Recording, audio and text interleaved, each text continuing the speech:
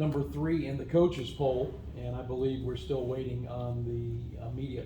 Well, we are up to number 3 in the media poll, so that has been announced as well. Homecoming this weekend at Paladins Stadium against ETSU, a 2 o'clock kick. More about that and the broadcast options coming up at the end of the press conference. Joining Coach today is running back slash wide receiver slash do everything Wayne Anderson and linebacker Evan DiMaggio. As always, we'll ask Coach Clay Hendricks to make an opening statement, and then since he's the closest to me, Scott Keeler gets to ask the first question.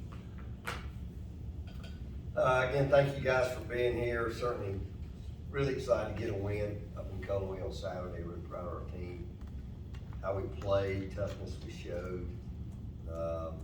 Thought it was a toughness, execution, discipline kind of week, and I thought for the most part we did a really good job of that.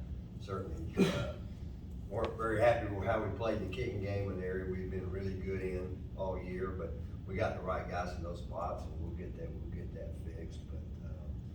But again, I think just took all phases of the game. Certainly what we're able to do offensively and have a chance to run the football, control the ball, and then certainly defensively. A little bit of the playing, as we've said in here a lot of times, trying to take the run game away from people and make them one-dimensional. I thought we did a pretty good job of that, and had a chance to get after the passer. And a lot of respect for their football team, really good team.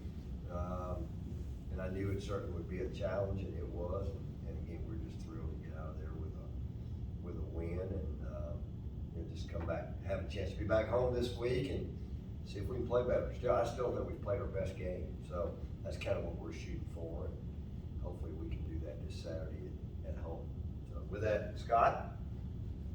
Coach, does a game like Saturday, you've been here for a while, you haven't really had I don't know if a game like that in the regular season, SoCon play, but you were obviously here for the quote-unquote glory years of the Southern Conference with all those super teams back in the day. What does a game like Saturday do for the conference moving forward, and your opinion on Western Carolina after having seen them and their national stature that they've reached this year? Well, I wish everybody had seen it nationally. That's the first thing. It's a little disappointing that didn't happen. I know the game's out there now, but I think I said last week, our league's better. Western Carolina's a good football program. They got a really good team. I don't think anything less of them at all. Who knows? Does it even cross your mind? Would you have to play them again somewhere down the road? I don't know. If we did, I guess it'd be good for both schools because we both had good years. But no, I think it's the thing I've said. You look at them, look at Chattanooga, who took them to the wire.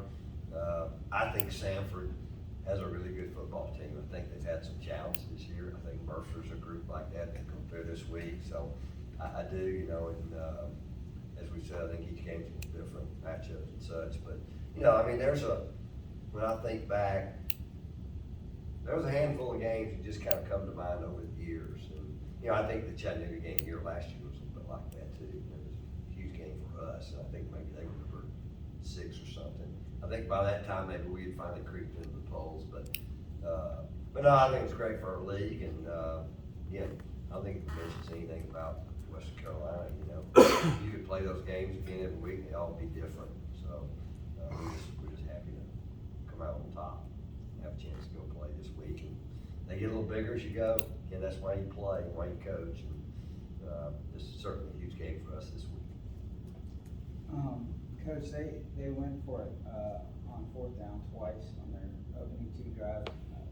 They didn't get, the defense stopped each one. How much confidence did that give the offense, and how much did that kind of settle you guys down as a team?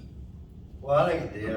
I think Coach Roper made a comment in our team meeting yesterday just about, get that stop, offensive stand up there, and then really how they responded. If we go out there and 3 and out or don't do anything with it, maybe it doesn't change as much. But no, I think that was big. I think the games like that, anytime you make some big plays, those are confidence builders, and they've been so good offensively. I think I see they're still ranked number 1 in the country in total offense, maybe about a little bit.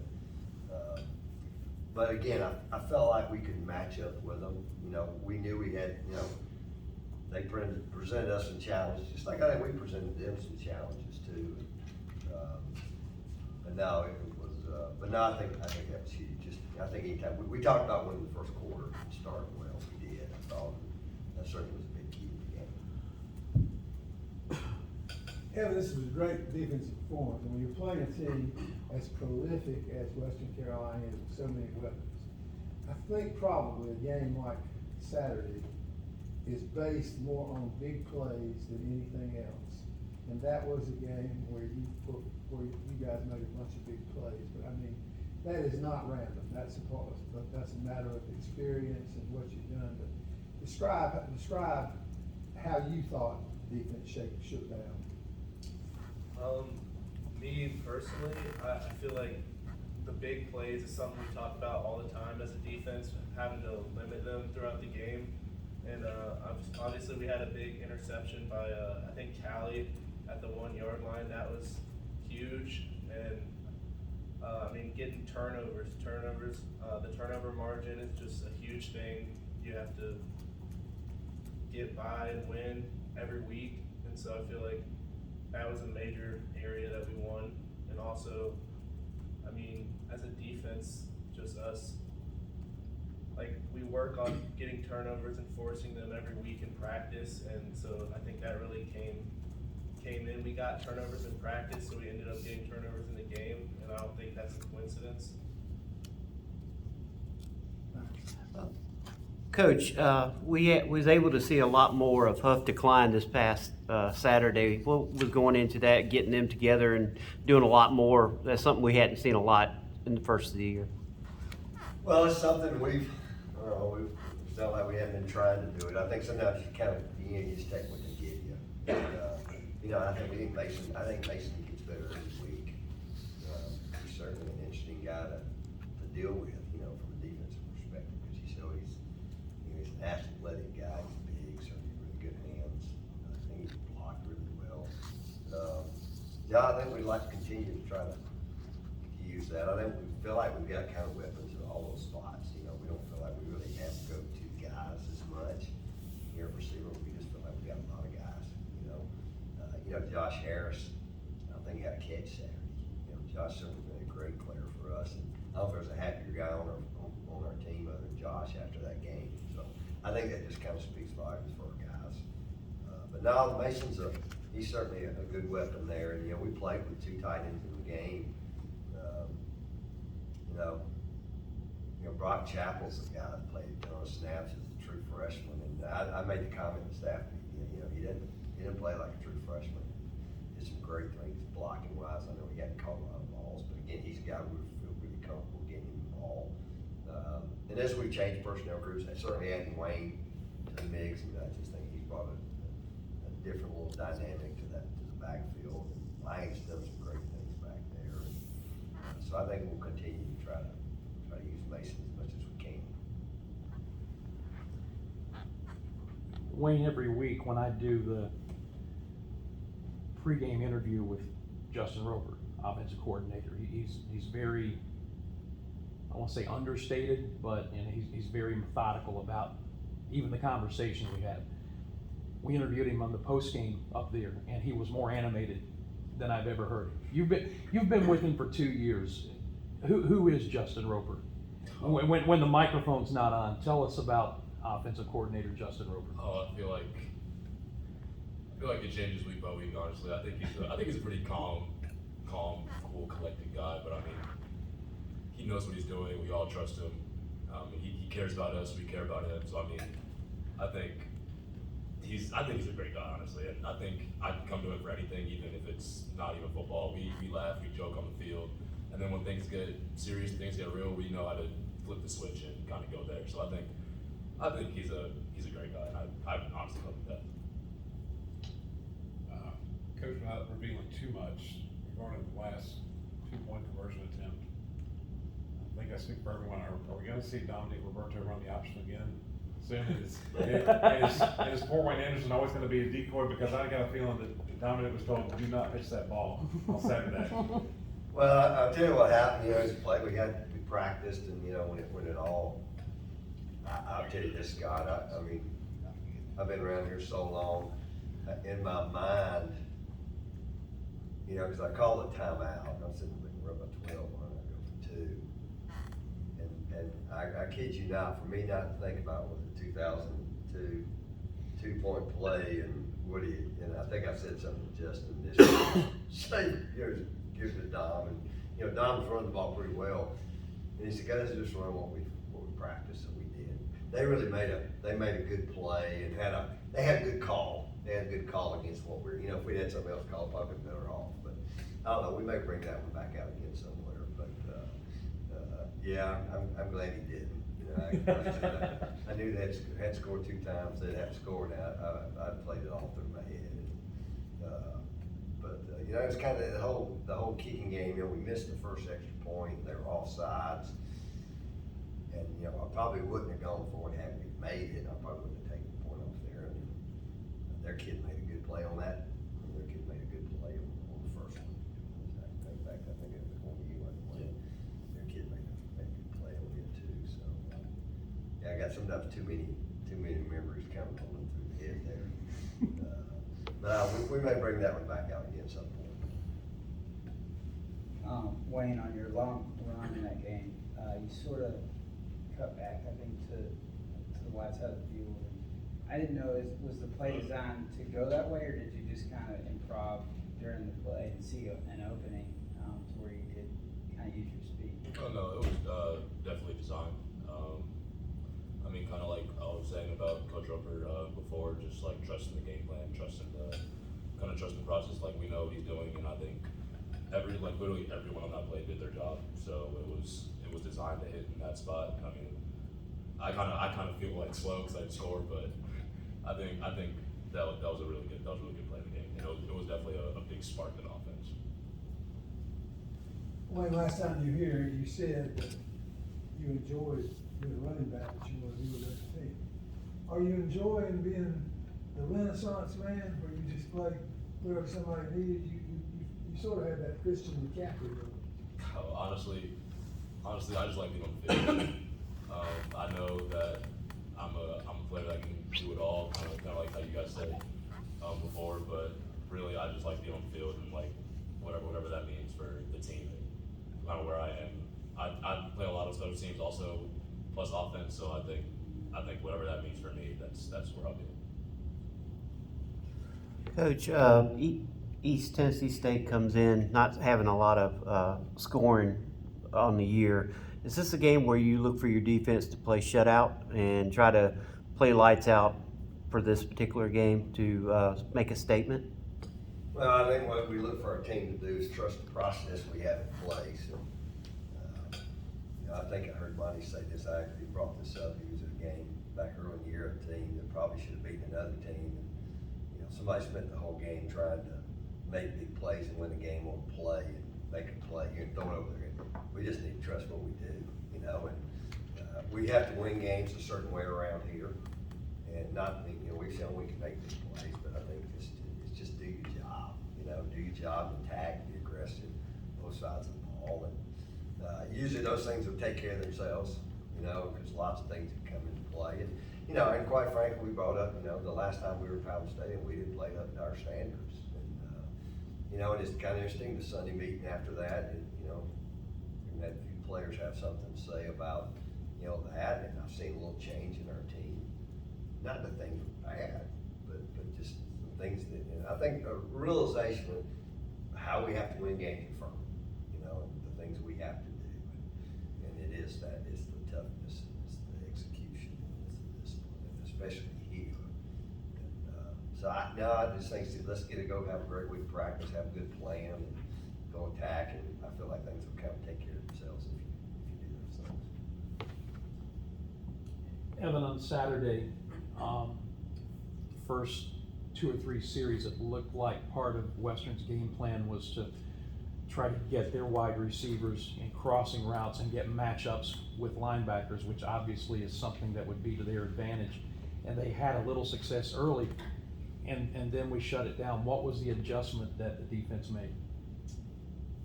Yeah, obviously, we have play calls where the linebackers are sometimes matched up on the backs or even tight ends or receivers sometimes.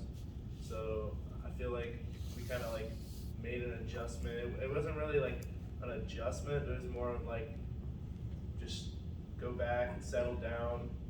I mean, that first big play, I could have helped more on. I kind of broke the wrong way. I could have helped Gilby more on the running back, and we kind of just settled down from there and just played our game, and we knew what we could do.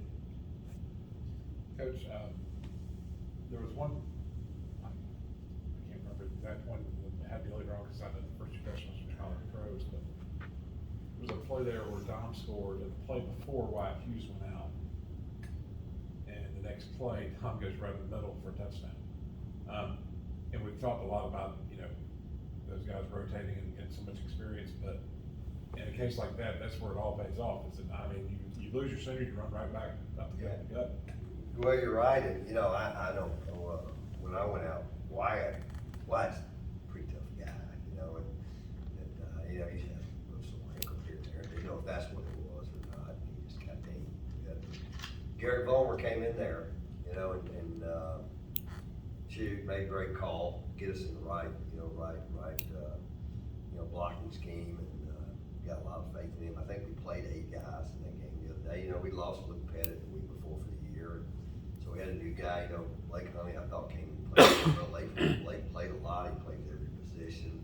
Every time Toomey was out of the game, DJ and Blake were both in there in the Garrett, so we had 8 different guys in there playing. Yeah, I do think incredible Coach McCutcheon, the job he's done with those guys. And, you know, we knew that game, you know, that group was going to have to play well. I thought they did.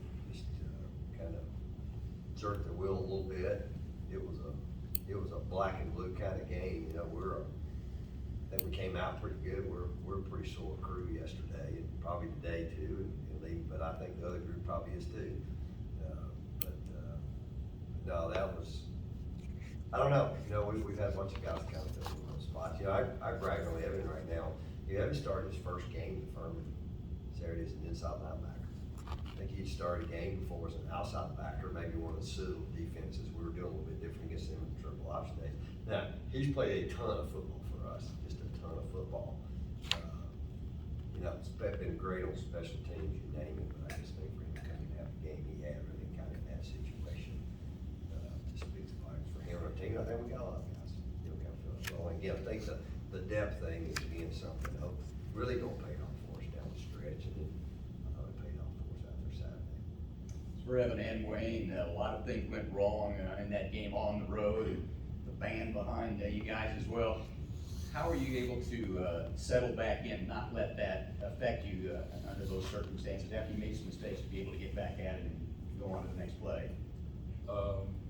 Honestly, we had talked about it, like, as an offense, we knew that it was gonna happen. Like, gotta give credit to Western, they're a really good team. We knew that they were gonna score points, and we knew that their defense was also really good. I think the band, I didn't think the band was gonna be that loud, honestly, especially being like right behind us. So like it was kind of crazy, like on the sideline, watching Coach Roper like call plays, just have to like stand like literally right next to the signal callers, just so like people can even get the call. And even we talked about on the field, like the snap count was a little hard to hear sometimes. So I think the biggest thing was just like trust the process, just doing our job. We knew adversity was gonna happen. Adversity happens every game.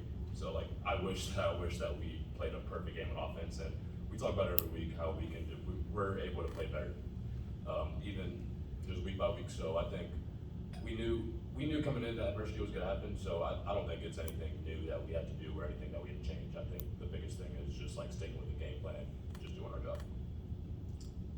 Yeah, kind of going along with that, I would say just having that next play mentality. If something bad does happen in a game, which more than likely something bad's going to happen at some point, you just have to completely move on, not let it affect you. And also, I feel like we've done a good job of that as a team, and we need to continue that. And also, like with the band being loud and stuff like that, it doesn't really affect us. We just kind of let it go. Don't even hear it really for the most part. Coach, I thought collectively it's probably the best game maybe the secondary's played. I thought, part of that is, early on, the defensive line was able to generate some pressure. Just speak to how much each unit helped each other in that game, the defensive line helping the secondary and vice versa. Well, I think, that team in particular, lived off explosive plays. And, and quite frankly, I mean, we've had a few balls thrown down the field on us throughout during the year. Each one's maybe a little different. But the three corners that we've kind of been playing with all year, I thought had really solid days. Hugh, just such a calming force kind of back there, as well. I think Callie ended up playing every snap in the game. Craig, a guy like Jalen Miller played a ton for us, but Callie, that's more his kind of game because of some of the things they're doing coverage-wise. Cam Brose and Caleb Reeves, really solid group, and tackled pretty well. I'm not sure you're ever gonna tackle that group completely. It goes back in, I thought it was big week fundamentals, just fundamentals of tackling, doing just the basic stuff that you have to do to get them on the ground. I think they had, the longest run, maybe 11 yards. And then I think maybe he had 21 yards, and then had the one early completion in the back for 30 something. We could have played a little better, but if you could have told me that at the start of the week, I've been pretty pleased with that. Clay, I think this might be one of those things where I've gotten old and set in my ways and not noticed things because of it. But is it widespread in college football today to cross-train all the linemen playing different positions? Is that something you do because it serves your depth purposes, or is it something that everybody in the world is switching offensive linemen? Because I didn't realize it was that common until I started watching y'all. I don't know. That's a little bit of the NFL mentality, because most of the time we only got 7 guys dressed out, so everybody has to play a lot of things. But I know for us, I have done it not nearly to when I was coaching that position for years, not nearly to the wholesale level that Matt has done it here. We have so many guys who play so many positions. So probably a little bit, maybe not to the degree maybe that we do it a little bit. A little bit was out of necessity because we were so thin a year ago, and it still is something we've been doing, or he had been doing. So, but I know it's paid off for us, and you're always trying to get your best guys on the field, and sometimes the best guys will take tackle, put in guard, and your third best tackle, something like that. So, again, it's been a good formula. It's again a little bit of that philosophy we've had, just playing with a lot of guys, especially defensively, but even on the offensive side as well. So, again, the old saying, you got one, you got none, and so we try to keep that mindset. You got one guy, you lose him, man, who you gonna play with? And so we don't certainly want to get in that position. Clay, going back to after the Sanford game a year ago, this team has been remarkably good about handling adversity. Now, not as much of the adversity has been self-inflicted like it was this past week in the kicking game, which a lot of times is a recipe for disaster, and yet you were able to overcome that. And I think it was Evan who talked about the next play mentality. A, what happened from your standpoint in the kicking game, and B, how were you able to overcome that breakdown and still win that game by double digits? Well, I told Ryan, I think we were 6th in the country net punting before. The days net punting, he's punting the ball well, and we had a little bit of a change up with what we were doing down there, and had to look, and we've moved him around. He's punting. It's like the guy that fumbles the ball. What do you say? Other than try to, and then he mishandled the snap. So he's probably that guy that had 2 fumbles. And all of a sudden he'll become a terrible player. And then we missed the kick before the half, which was a long kick into the wind a little bit. He hit it pretty good. But he turned around and kick. I think every kick was a touchback. We did insert him there. He's been our backup punter. We haven't really used him. He's got a big time leg. Kind of the same thing. We just gotta get it solid. It's kind of like that. Playing quarterback, you're the guy they're watching, so it shows up. So they've been really solid. Our coverage has been really good all year, so that won't change. I think how, we talked about it, is having your defense's mentality that, okay, we just gave them better field position we want to, let's go stop them. I think we did every time.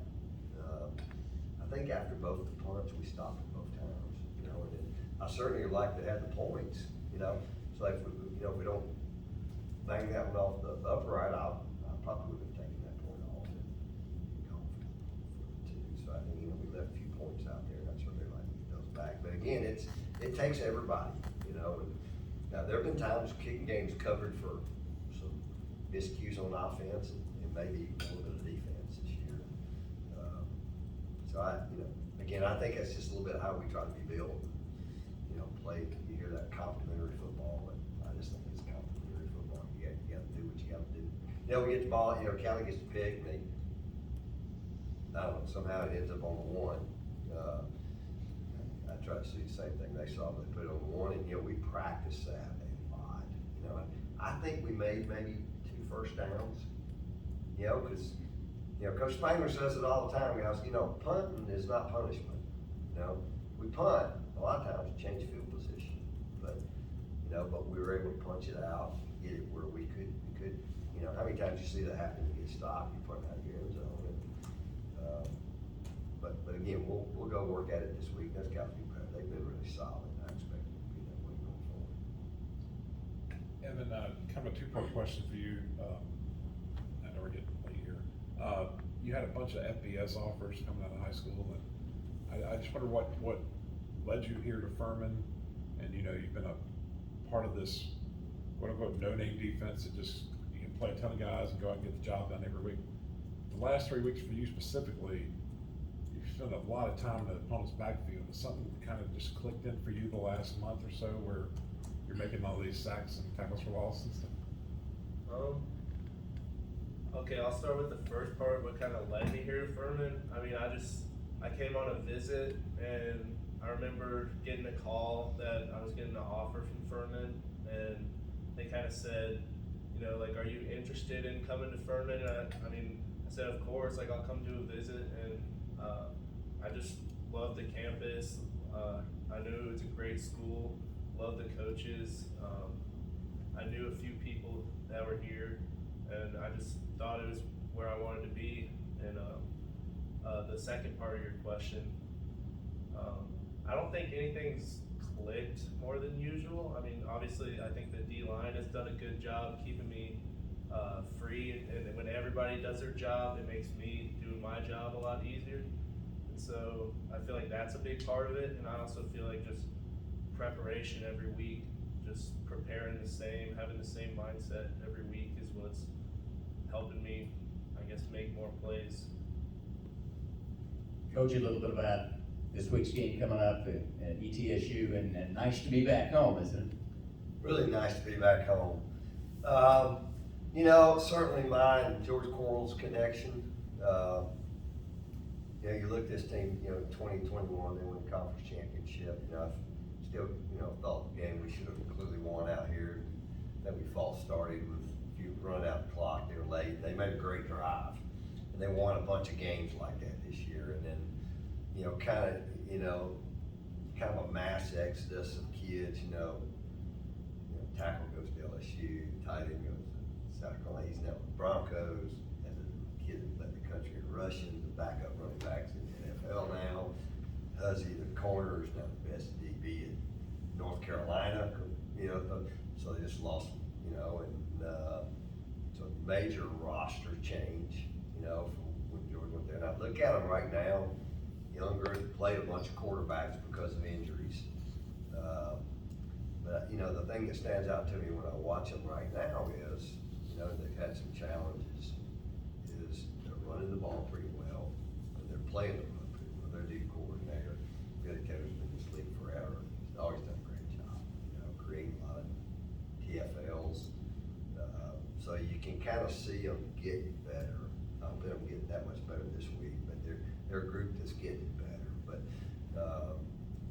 again, I think for us, it's just about us, and doing what we need to do, prepare to go play well. a lot of things we can do better than we did Saturday. And again, our goal is just, can we be better, and can we go play our best game? And that's kind of our goal. We don't have to stress things, everything we want is still out there. This is certainly a huge, huge game for us.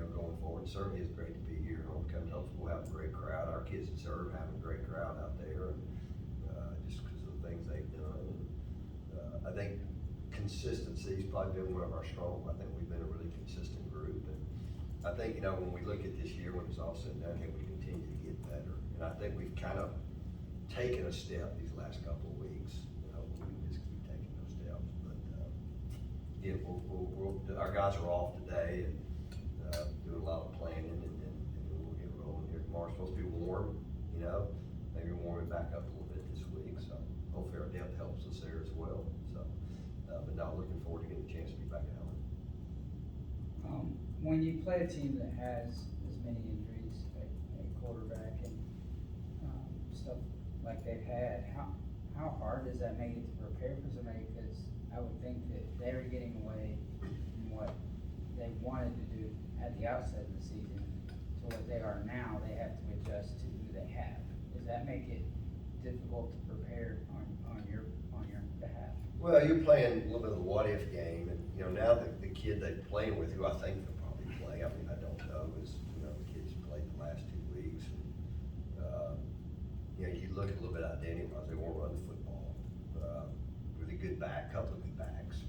I think a younger offensive line, but you kind of can't see them getting better. I think there's some talented kids up there. You watch them, I think the coach is pretty good. So if you thought the guy was a runner or the guy was, this guy was a passer, I think guys, they have run the quarterback some. Maybe a couple of the other guys that were out. I think they're kind of out for a while. So, we'll have a plan for certain things. They use the wildcat formation. So I think we'll have to get ready for a few of those things. But I don't think it'll be much different than just most of their weeks. Their defense structure is a little bit different. Certainly Matt, coaching our offensive line coach in that system, you practice against it for a number of years. So I think that certainly helps us in preparation, because it is a little bit different scheme defensively. Now we've seen, our guys have seen a number of years, but our kids are playing hard. Even with some challenges they had. I mean, to me, you cut the tape on, and that's what still shows up. They're still playing hard.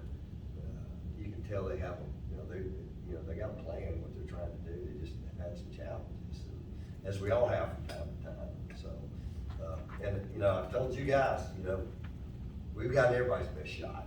And I think I'm not sure we hadn't gotten the team's best shot. And so we're kind of expecting to get their best shot again. So. All last week, probably by coincidence, but it seems like every time I turn on the radio, I heard Matt Brown talking about in North Carolina, we had things going, and all of a sudden, we just played terrible against somebody. We got to play. Of course, that's exactly what happened. And for whatever reason, veteran players, veteran coaches, I think if you get beat, you're going to get beat fair and square, because it seems like to me that one of the great attributes of this team is being prepared, ready, and put in a good effort every week. Well, I think you've heard me say I think the game's about matchups. And I think, I told our team yesterday, we'll show them practice, and you look at their strengths. I think some of their strengths are our strengths. So it kind of cancels some stuff sometimes. You feel like somebody's not a very good run defense, but you feel like you can run the ball, or vice versa. I think they're pretty good against the run. I think they run the football pretty well, so I think that's where we'll kind of start and do those other things. But one concern I have about our kids, our kids will be focused, ready to go. Again, put in the preparation, put in the practice time. We'll have our coaches will have a good plan, and you just got to go play with some effort, enthusiasm, which again I think we will, and don't do things that hurt your team. I think they were third in country turnover margin. I think that's maybe as good a team stat as there is, because we gotta get it out, and we gotta take care of it. So that's kind of where we'll start. Coach, I was going to ask Evan about his great uncle. For those who don't know, Evan DiMaggio's great uncle is Joe DiMaggio, the late Yankee Clipper Hall of Famer. But it turns out you're the one that's got the Joe DiMaggio story. Well, I did meet him. I don't know, I was a young grad assistant, I think, at NC State, the 2 years I was gone. And my dad had a friend in Miami, and we went down there one spring break for a guy was gonna take us fishing, his friend, and we were gonna play golf, and we did. Played with these two guys that he set us up with, and we were in the clubhouse afterwards, and I knew Joe DiMaggio. I guess this was the Mr. Coffee days, probably. And I looked over there, and I'm like, I turned to the guy, and he said, "Is that Joe DiMaggio?" And the next thing I know, he's yelling for Joe to come over there, and he did. It was awesome to us just standing there talking. But that was pretty cool. I've had a chance to meet some pretty cool people. That might be one of the coolest ones I've met. So, but he was awesome. And no, that's a great memory. Wayne, I got a question for you. Have you talked to Coach about throwing a pass this year? Because you're in every offensive statistic other than passing this year. We just want to know, is that something we could see in the near future? I've worked on my passing game a little bit. When I first got here, everyone thought I just couldn't throw. I think that I've worked on it. So I mean, you never know. You never know. Well, I think you one of the left-handers. Yeah. I think he's one of the left-handers. We got a couple of guys that are lefties. When you watch them throw. That might I think we explain a might lot. have had practice a few times. I'm not sure. You never know. Check it back. Boston's awesome. You just never know. It might come up. Yeah. Anything else from the group? Clay, final thought? No, just again, appreciate you being here. Again, just excited to get a chance to go play again. We're getting better. Kids are working hard. We're pretty good health. We're like everybody. Everybody's a little beat up at this time of the year. But I think, the things we've done depth-wise, I think hopefully it's gonna help us down the stretch. But again, excited to be home, excited to get a chance to go play another conference win. And hopefully, see if we can get a little better. Well, kickoff is 2 p.m. Here at Paladins Stadium. It is homecoming against ETSU, so we would love to have as many people in attendance as we can, and we're also collecting non-perishable food items. Is that correct, Clay? We are. At the gate, the coaches' families will be at the gate collecting food donations for the local food bank. So if you're coming to the stadium, please help out in that cause. If you can't make it, the game will be televised by ESPN Plus, and of course also we'll have the radio broadcast beginning with the Pepsi countdown to kickoff at 12:30 on the Fan Upstate 97.7 FM in Greenville, 97.1 in Spartanburg, and everywhere on the Odyssey app. This has been Furman Football Weekly. Thank you to Coach Clay Hendricks, to Wayne Anderson,